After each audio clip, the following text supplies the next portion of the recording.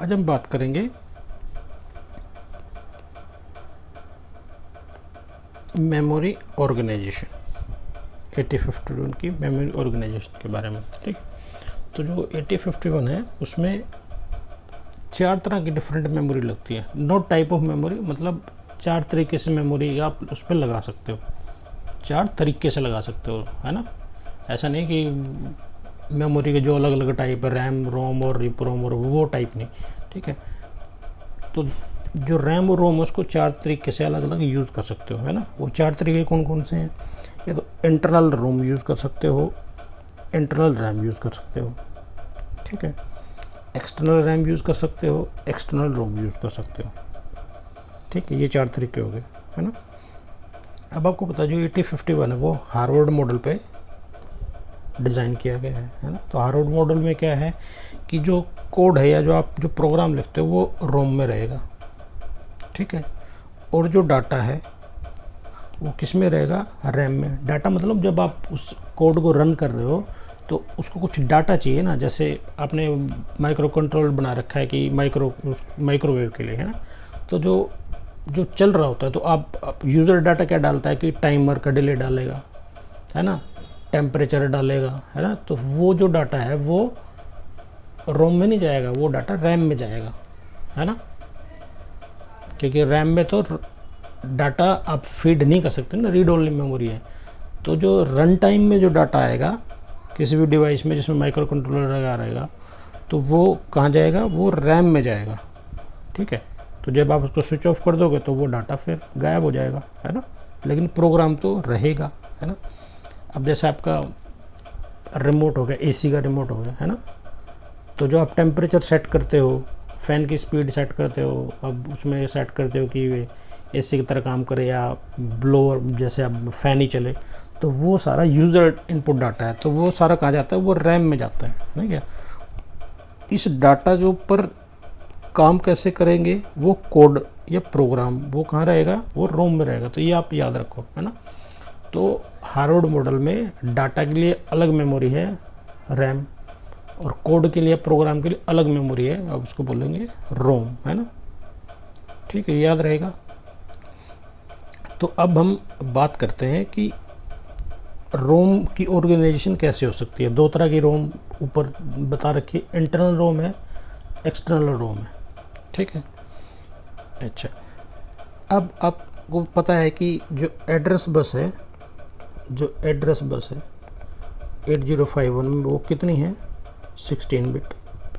16 bit का मतलब 2⁻16। इसका मतलब क्या? मतलब 64 किलोबाइट। इतनी लोकेशन वो आप उस एड्रेस बस का यूज़ करके एक्सेस कर सकते हो, ठीक है। अच्छा, अब बात करते हैं इंटरनल रैम की बात करते हैं। अगर आपको इंटरनल रैम यूज़ करनी हो, है ना।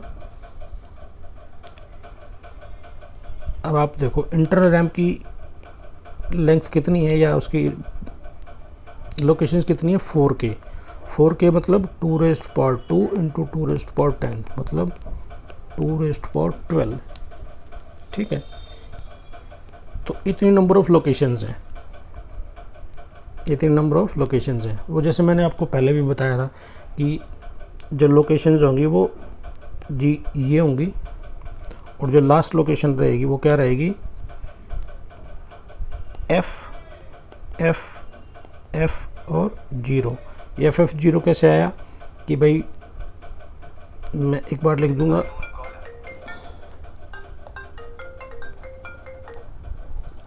ठीक है, तो मैं एक बार लिख दूंगा कि 12 की 12 0 लिख सकता हूँ मैं, है ना। ये है ना 12, तो 12 की 12 0 लिख सकता हूँ। तो 4 4 8 4 12 ये सारी 0 हो गई। फिर मैक्सिमम क्या होगा? 12 के 12 1 लिख सकता हूँ। ये तो ऑब्वियसली 0 रहेंगी। तो ये किसके इक्विवेलेंट है? FF और ये 0। तो जो लास्ट एड्रेस है वो होगा 0 FF, और जो स्टार्टिंग एड्रेस होगा वो सारे 0 0, ठीक है, कोई दिक्कत नहीं। तो ये अगर आप इंटरनल रोम ही यूज़ करोगे तो उसका स्टार्टिंग एड्रेस होगा 000 से 0FF, ठीक है। अच्छा, फिर एक आपने सिग्नल पढ़ा था EA बार, ठीक है। उसकी फुल फॉर्म क्या थी? अनेबल एक्सटर्नल एक्सेस, या शॉर्ट में एक्सटर्नल एक्सेस, है ना, अनेबल एक्सटर्नल एक्सेस, ठीक है। तो EA बार वो उसका भी यूज़ करते हैं। तो अगर आप सिंपल इंटरनल यूज़ कर रहे हो तो आपको ज़्यादा सी परेशानी नहीं है किसी तरह की भी, है ना। इसको थोड़ा इरेज कर देता हूँ, ठीक है। मेमोरी आपको पता रहेगा कि इस लोकेशन से शुरू होगी, इस लोकेशन पे ख़त्म होगी। फिर आप चाह रहे हो कि इंटरनल भी यूज़ करो और एक्सटर्नल भी यूज़ करो। क्या होगा कि अभी आपने जो प्रोग्राम आज से 20 साल पहले प्रोग्राम लिखा था तो वो इंटरनल रोम में है ना। आप चाहते हो प्रोग्राम आपने अपग्रेड कर दिया, ठीक है। तो 20 साल पुरानी रोम में तो आप डाटा नहीं लिख सकते, उस टाइम नहीं आती थी, फ्लैश मेमोरी नहीं होती थी, है ना। तो अब जो नया डाटा आप चाह रहे हो तो कैसे करोगे? अब रोम में तो लिख नहीं सकते हो, इंटरनल रोम में तो एक तरीका है कि या तो आप उस एक्सटर्नल रोम को यूज़ करो, अकेली एक्सटर्नल रोम को, है ना, या दोनों को यूज़ करो, इंटरनल रोम भी यूज़ करो, एक्सटर्नल रोम भी यूज़ करो, ठीक है। तो अगर मैं चाहता हूँ मैं एक्सटर्नल रोम यूज़ करूँ, ठीक है, मैं चाहता ही नहीं कि मैं पुराना जो रोम है उसको यूज़ करूँ, तो आप क्या करोगे? और जो एक्सटर्नल रोम कितनी है? 64K रैम एक्सटर्नल रोम लगा सकते हो, है ना। कैसे लगा सकते हो? 2⁻16 तो 64K, तो ये एक्सटर्नल रोम आप लगा सकते हो 64K की, ठीक है। अब इसका जो स्टार्टिंग एड्रेस क्या होगा कि 16 मतलब ये किसका इक्विवेलेंट है?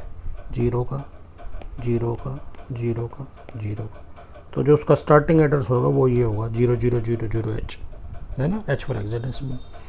और इसका जो लास्ट एड्रेस होगा तो क्या होगा? वो सारे 111 हो जाएंगे, है ना। तो ये किसका इक्विवेलेंट है? F F F F। तो इसका जो एड्रेस होगा लास्ट वो होगा FFF, 4FF, ठीक है।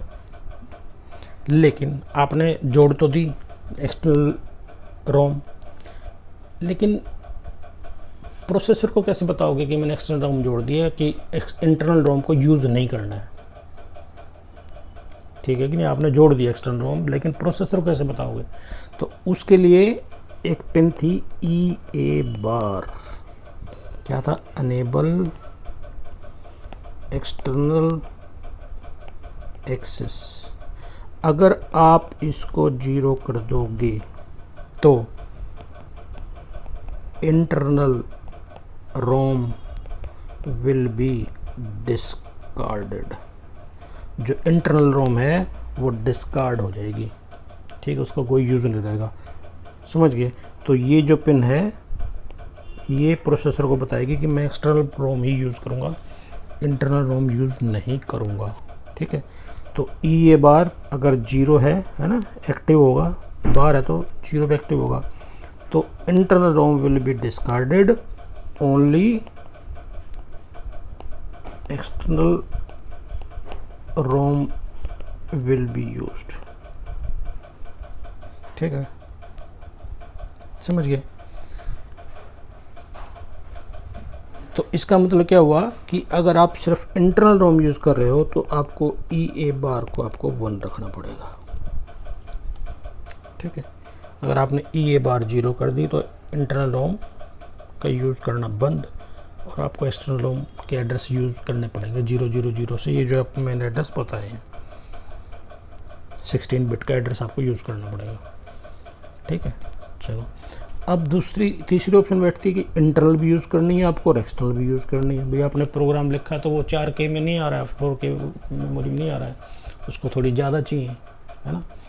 तो इस इस तरीके में आप क्या करोगे, उसमें ई ए बार को आप 1 रखोगे। क्या रखोगे? ई ए बार को 1 रखोगे।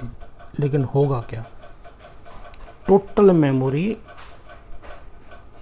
जो टोटल मेमोरी है वो 64K ही होगी। ठीक है, जो टोटल मेमोरी होगी वो 64K ही होगी।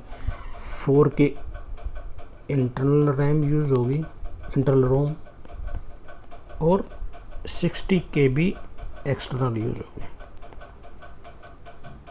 एक्सटर्नल रोम यूज़ होगी। ठीक है, तो ये फैसिलिटी यूज़ करने के लिए आपको ई ए बार को आपको क्या करना पड़ेगा, ई ए बार को आपको 1 रखना पड़ेगा, और आप एक्सटर्नल रोम भी जोड़ दो, तो इंटरनल रोम भी यूज़ होगी, एक्सटर्नल रोम भी यूज़ होगी। अब इनके एड्रेस कहाँ से कहाँ तक जाएंगे, ये तो आपको पता था इसका पहले से ही, है ना। कहाँ तक जाएगा? 0FFF यहाँ तक जाएगा। ठीक है, अब इसका ये एड्रेस कहाँ से शुरू होगा, जो एक्सटर्नल रोम है उसका एड्रेस कहाँ से शुरू होगा, इसमें एक और जोड़ दो, इसमें +1, तो क्या हो जाएगा, क्या हो जाएगा, F+1 16 है ना, 16 का 0, या जोड़ करके दिखाओ, F 1, ये 15 के बराबर है, 15 1 16 हेक्साडेसिमल है ना, तो 16 का 0 1 यहाँ चला गया, फिर 16 का 0 1 यहाँ चला गया, फिर 16 का 0 1 यहाँ चला गया। तो जो नेक्स्ट एड्रेस है वो क्या हो जाएगा, इसका जो नया एड्रेस होगा वो यहाँ से शुरू होगा 1000 से। ठीक है, कहाँ से शुरू होगा, 1000 से, और इसका लास्ट जो है वो FFF। ठीक है, लेकिन यहाँ तक तो आप जाओगे नहीं, आप 60K तक ही जाओगे, है ना। तो आपने कोई एड्रेस जनरेट किया 24, तो आपको पता है 24 तो इसी में ही है। ठीक है, आपने एड्रेस जनरेट किया 1000, तो 1000 तो यहीं पे है। ठीक है, तो प्रोसेसर को कैसे पता चलेगा कि वो जो एड्रेस जनरेट कर रहा है तो वो इंटरनल रोम का है कि एक्सटर्नल रोम का है, तो वो सिंपल सी बात ई ए बार चेक करता है। ठीक है, अगर ई ए बार 0 है तो वो एक्सटर्नल रोम में चेक करेगा वो। ठीक है, और ई ए बार = 1 है तो वो फिर वो उसके हिसाब से जो एड्रेसेस हैं वो आपको जो पता है मैंने उसके हिसाब से चेक करेगा। ठीक है, कोई दिक्कत तो आप मेरे से पूछ सकते हो। तो आपका जो यूनिट है ना, तो उसमें ये यहाँ पे कुछ आता है मेमोरी ऑर्गेनाइजेशन, तो इसमें ये है रोम ऑर्गेनाइजेशन। ठीक है, नोट्स में वो आपका जो मैं वीडियो अपलोड करता हूँ ना, तो उसके डिस्क्रिप्शन में आपको एक लिंक भी दे रखा होगा, तो वहाँ से आप नोट्स ले सकते हो। ठीक है, तो ये है रोम ऑर्गेनाइजेशन। अभी हम बात करेंगे, जैसे रोम ऑर्गेनाइजेशन बताई थी, ऐसे ही रैम ऑर्गेनाइजेशन भी है ना। तो उसमें भी, जिसमें भी 2 तरह की रैम है, इंटरनल रैम भी है, एक्सटर्नल रैम भी है। ठीक है, तो इंटरनल रैम कितनी है, 128 बाइट है, आपको पता है ना। कौन सी मेमोरी है, डाटा मेमोरी है ना। और एक्सटर्नल रैम भी आप यूज़ कर सकते हो। ठीक है, अब देखो वहाँ अगर आप इंटरनल रोम यूज़ कर रहे थे तो, है ना, इंटरनल रोम यूज़ कर रहे थे, इंडिपेंडेंट यूज़ कर लो, कोई दिक्कत नहीं। लेकिन अगर एक्सटर्नल रोम के साथ यूज़ कर रहे थे तो वो एक्सटर्नल रोम का कुछ जो स्पेस है वो खा रही थी, है ना। मतलब इंटरनल रोम और एक्सटर्नल रोम में क्या था कि वो टोटल मेमोरी आपकी internal ROM plus external ROM total combine करके 64K था, है ना। इसका मतलब क्या था कि रोम, इंटरनल रोम उसका एरिया खा रही थी, है ना। लेकिन यहाँ पे ऐसा नहीं है ना। यहाँ पे अगर आप इंटरनल रोम यूज़ करोगे, एक्सटर्नल रोम कंबाइन करके यूज़ करोगे तो वो कंबाइन ही यूज़ होगा। तो टोटल मेमोरी आपके पास क्या होगी, 128 बाइट तो इंटरनल रैम की होगी और 64 किलोबाइट एक्सटर्नल रैम की होगी, है ना। ये इंटरनल रैम हो गया और ये एक्सटर्नल रैम हो गया। तो आप दोनों को यूज़ कर सकते हो, ठीक है। अब देखो कैसे यूज़ करेंगे, है ना। तो सिंपल सी बात है, कैसे यूज़ करेंगे। इंटरनल रैम है 128 बाइट, है ना। तो 128 बाइट के लिए एक्सेस करने के लिए आपको कितने बिट चाहिए, 7 बिट चाहिए। यहाँ से पता चल गया आपको, ठीक है। तो इसकी जो लोकेशंस हैं वो कहाँ से शुरू होंगी, 00 से 7F, ठीक है भाई। 7 है ना, 7 बिट है, तो 7 बिट ऐसे कुछ हो सकती हैं। ये 4 बिट ये होगी, 3 बिट ये होगी, और 8वीं बिट है, क्योंकि 8 बिट की आपकी वो है इंटरनल जो बस है वो, है ना, 8 बिट है। तो ये हो गया 00, और मैक्सिमम क्या हो सकता है, ऐसे हो सकता है। तो ये 7 का कोड होगा, ये F हो गया। तो जो इंटरनल रैम है उसका एड्रेस शुरू होगा 00 से 7F तक जाएगा, है ना। और जो एक्सटर्नल रैम है वो क्या है, 64 KB। तो 2⁻6 इंटू 2⁻10 है ना, 16 हो गया। 64 के नाम का 2⁻6, के नाम का 2⁻10, 2⁻16 हो गया। तो उसकी लोकेशन कहाँ से शुरू होंगी, चारों 00 हो सकती हैं, 16 जो है ना, और F और F, ठीक है। तो अगर कोई एड्रेस 8 बिट का एड्रेस जनरेट हो रहा है, तो 8 बिट का एड्रेस जनरेट का मतलब क्या है कि वो इंटरनल रैम पे काम करेगा, है कि नहीं। आप ये देखोगे ना 8 बिट, तो अगर वो 8 बिट का जनरेट हो रहा है तो वो इंटरनल रैम के लिए काम है। अगर वो 16 बिट का एड्रेस जनरेट हो रहा है तो वो एक्सटर्नल के लिए। तो कोई दिक्कत वाली बात ही नहीं रही ना, है कि नहीं। तो यहाँ पे वो कोई पर्टिकुलर पिन इंसर्ट करने की ज़रूरत नहीं, जैसे उसमें ये बार थी, है ना। तो यहाँ पे सिंपल सी बात है, अगर एड्रेस आपका 8 बिट का एड्रेस है तो वो इंटरनल रैम पे काम करेगा, 16 बिट का एड्रेस है तो एक्सटर्नल रैम पे काम करेगा, है ना, समझ गए। अगर कोई एड्रेस है भाई 13 एड्रेस है तो वो क्या है, वो इंटरनल रैम है ना। अगर कोई एड्रेस है 1300, ये क्या है, 16 बिट का एड्रेस है तो ये एक्सटर्नल रैम पे के लिए होगा वो। तो कुछ किस तरह की कोई दिक्कत नहीं हुई, ठीक है। तो एक्सटर्नल रैम के बारे में कुछ ज़्यादा डिस्कशन की ज़रूरत नहीं है ना, क्योंकि रैम में तो टेम्परेरी डाटा आएगा। जो इंटरनल रैम है वो बहुत यूज़फुल है। जो टोटल 128 बाइट है वो देखो कैसे डिवाइड है। 80 जो बाइट हैं वो जर्नल पर्पस स्क्रैच एरिया है 80 बाइट का, ठीक है। उसका कोई जर्नल पर्पस स्क्रैच एरिया है तो वहाँ पे डाटा, टेम्परेरी डाटा स्टोर करता रहता है वो प्रोसेसर, है ना, जब कोई ऑपरेशन कर रहा होगा। तो ज़्यादा डिस्कशन की ज़रूरत नहीं है। फिर क्या है, 16 बाइट का एरिया है, टोटल 16 बाइट का एरिया है, ठीक है। वो बड़ा इंटरेस्टिंग एरिया है, वो उसके बारे में बात करेंगे। फिर बाकी 80 बाइट का ये हो गया, 16 का ये हो गया, बाकी 32 जो रहा, ये जो 32 है ये रैम बैंक बना रखा है। क्या बना रखा है, रैम बैंक, ठीक है। तो रैम बैंक का मतलब क्या है कि इस एरिया में जर्नल पर्पज रजिस्टर लगा रखे हैं, रैम रजिस्टर लगा रखे हैं। क्या लगा रखे हैं, 32 जर्नल पर्पज रजिस्टर्स हैं, जहाँ पे आप प्रोग्रामर अपना डाटा सेव कर सकता है, रिट्रीव कर सकता है, ठीक है कि नहीं है। तो वो जर्नल पर्पज एरिया है, वो प्रोग्रामर के लिए वो बहुत यूज़फुल है। तो प्रोग्रामर को इन ये जो रैम बैंक है इनके में जो रजिस्टर्स हैं उनमें कैसे डाटा सेंड करते हैं, रिट्रीव करते हैं, वो आपको चीज़ें आनी चाहिए, है ना।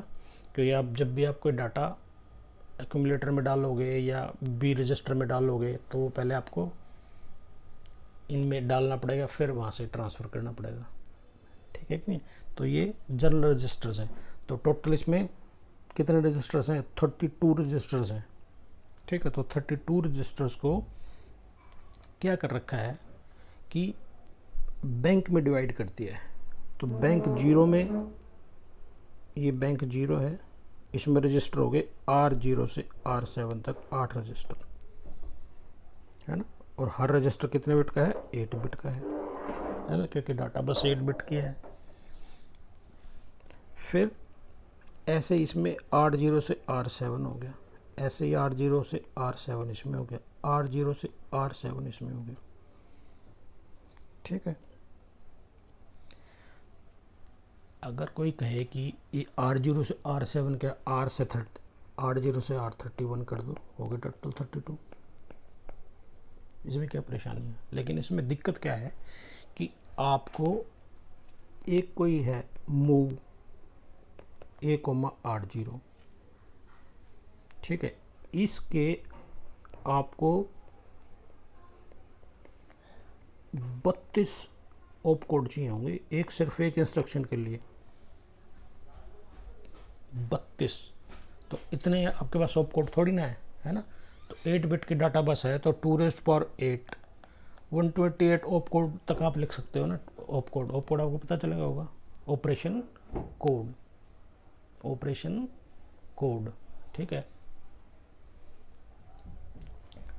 तो एक इंस्ट्रक्शन के लिए, तो बाकी इंस्ट्रक्शन के लिए तो फिर मुश्किल हो जाएगी। तो इसलिए तो reduce the number of op codes, उन्होंने क्या किया कि सिर्फ R0 से R7 तक रखे। तो इसका मतलब 8 ऑप कोड रहे ना, सिर्फ 8। जैसे मूव A से R0, और मैक्सिमम कहाँ से जा सकता है, A से R7 में। तो एक इंस्ट्रक्शन के सिर्फ अब ये 8 ऑप कोड हो गए, है ना। तो number of op code substantially reduce हो गए, ठीक है। लेकिन आप 32 भी यूज़ कर सकते हैं। कैसे यूज़ कर सकते हैं? By using their address.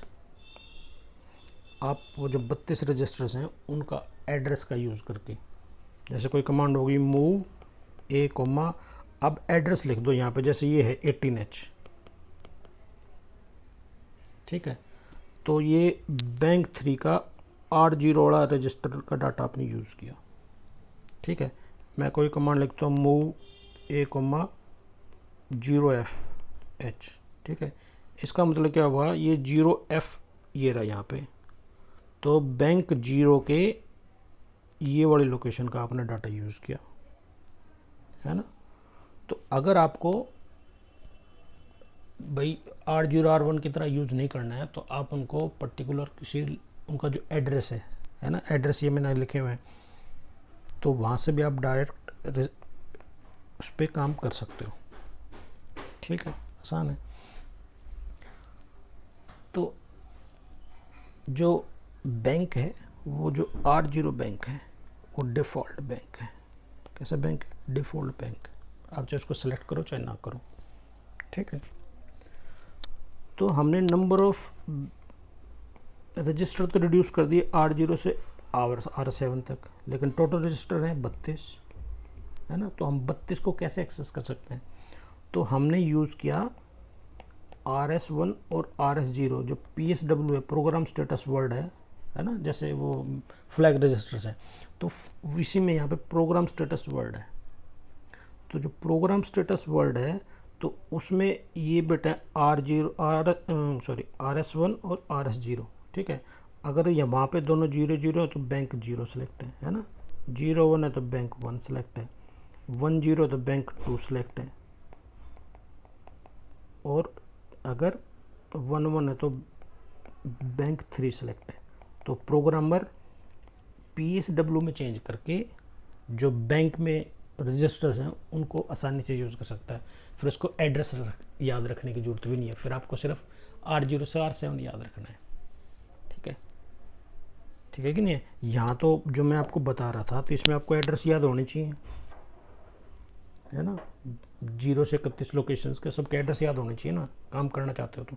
लेकिन अब यहाँ पे क्या है, आपको सिर्फ RS1 और RS0 की वैल्यू चेंज करनी है PSW प्रोग्राम स्टेटस वर्ड में, ठीक है। वहाँ से आपका बैंक नंबर बदल जाएगा, है ना। जब बैंक नंबर ये इस तरह से बैंक नंबर बदल जाएगा, जब बैंक नंबर बदल जाएगा तो आपको सिर्फ ये याद रखना है R0 से R7। तो फिर ये R0 R7, ये जो यहाँ आपने सेलेक्ट किया उस बैंक का R0 R7 है, जैसे आपने ये कर दिया 10, इसका मतलब हो गया कि बैंक नंबर 2 सेलेक्ट कर दिया आपने, ठीक है। इसके बाद जब आप लिखोगे कि ऐड A, R0, तो ये R0 बैंक 2 का R0 है, बैंक नंबर 2 का R0 है, तो उसका जो डाटा होगा वो ऐड होगा, ठीक है, समझ गए। तो आप इससे चेंज कर सकते हो RS1 और RS0 से आप बैंक नंबर चेंज कर सकते हो। आप नहीं चेंज करोगे तो डिफ़ॉल्ट बैंक नंबर 0 रहेगा, ठीक है, याद रहेगा। एक दो बार पढ़ोगे तो याद हो जाएगा, है ना, इतना मुश्किल भी नहीं है। फिर अब है इसमें एक ये बिट एड्रेसेबल एरिया, इसको मैं अगले पेज पे ले जाता हूँ एक बार।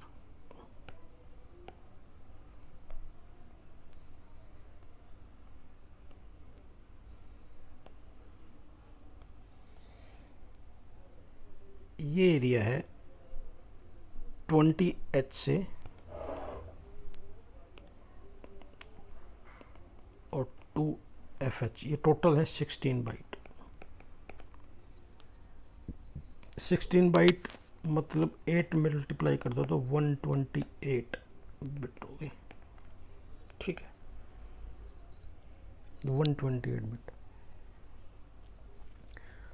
तो ये जो है 128 बिट, तो 128 बिट 2⁻⁷ 128 हो गया,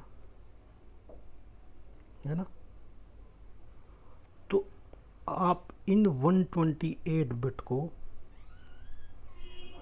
इंडिविजुअली